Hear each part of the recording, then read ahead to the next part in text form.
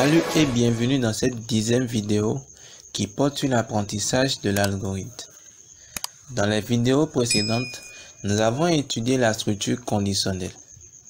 Dans cette vidéo, nous allons toujours poursuivre notre apprentissage, mais nous allons étudier cette fois-ci la structure à choix multiples. Alors les amis, la structure à choix multiples, c'est une structure qui permet de spécifier ce que fera l'ordinateur selon les différentes valeurs prises par une expression ou une variable. Et généralement, elle est spécifiée par le mot-clé selon ou suivant. Alors, la syntaxe, elle est claire, elle est un peu simple, vous allez la voir directement au niveau de votre écran. On marque juste selon, ensuite on précise l'expression. Et on passe maintenant aux différents cas possibles. Et donc, on a le cas de littéral 1. Le littéral 1 est beaucoup plus la valeur. Et donc, les littéraux sont beaucoup plus les différentes valeurs que peut prendre chaque cas énoncé au niveau de notre structure. Et donc, dans le cas où l'expression est égale à littéral 1, on précise les instructions que l'ordinateur doit exécuter. Et au niveau des autres cas, du moins, on fait toujours la même chose. Et nous terminons par préciser également l'option autre cas qui permet de tenir compte de tous les autres cas qui ne sont pas mentionnés au niveau de notre structure. Et nous terminons également par marquer la fin de notre structure à partir de fin selon. Et donc si on a envie d'utiliser suivant, qui pratiquement est la même chose, il suffit juste de marquer la fin par fin suivant. L'utilisation ne change pas. Alors les amis, ne vous inquiétez pas si c'est toujours flou dans votre tête, nous allons prendre un cas pratique pour essayer d'expliquer ceci.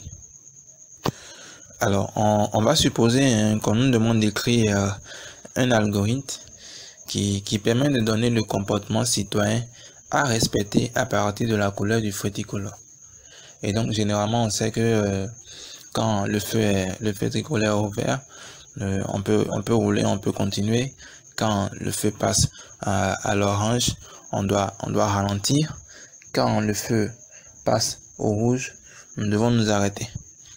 Alors, on va écrire maintenant beaucoup plus un algorithme où en tenant compte de la couleur du feu tricolore, on dira réellement ce que le citoyen, quel comportement ce citoyen doit adopter.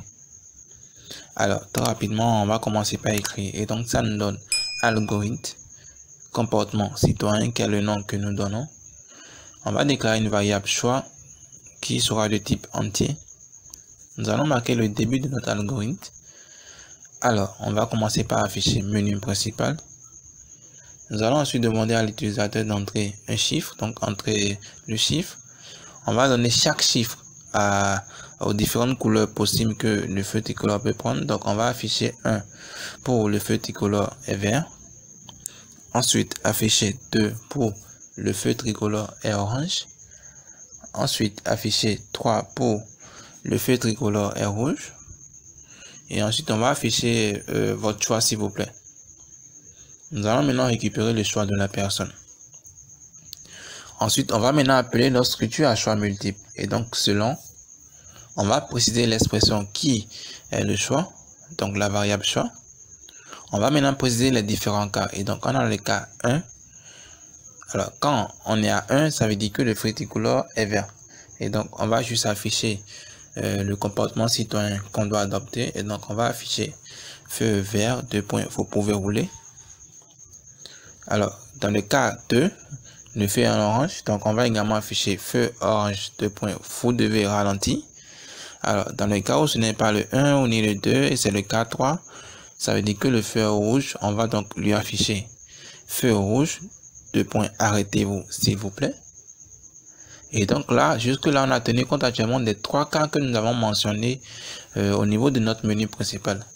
Alors, en considérant peut-être que l'utilisateur peut entrer également un chiffre qui ne correspond pas à tous ces cas, on va alors prévoir également un bloc pour lui. Et donc, on va préciser autre cas. Et au cas où il y aura un autre cas, on va juste lui afficher mauvais choix. On va ensuite fermer maintenant la structure, donc fin selon. On va afficher un dernier message de merci et à très bientôt. Et nous allons fermer notre algorithme. Et c'est tout. Alors, chers amis, comme vous remarquez, au niveau de la structure à choix multiple, vous avez beaucoup plus la possibilité de manipuler de façon efficace vos menus principaux. Et donc, si vous avez des menus que vous devez écrire ou développer au niveau d'un algorithme, en tenant compte du choix de la personne, vous êtes en mesure de demander à l'ordinateur d'exécuter les instructions qu'il faut.